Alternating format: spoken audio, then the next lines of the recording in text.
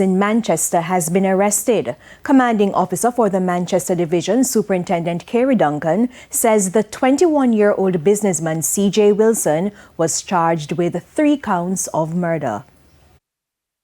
These murders were committed on the 1st of February 2026 over in the Old England space, where we saw the double murder of Raheem Ward and Adrian Reed, which was committed in the Old England community, as also the murder of David Brown, O.C. Ratty, which was committed in the Ellen Street area.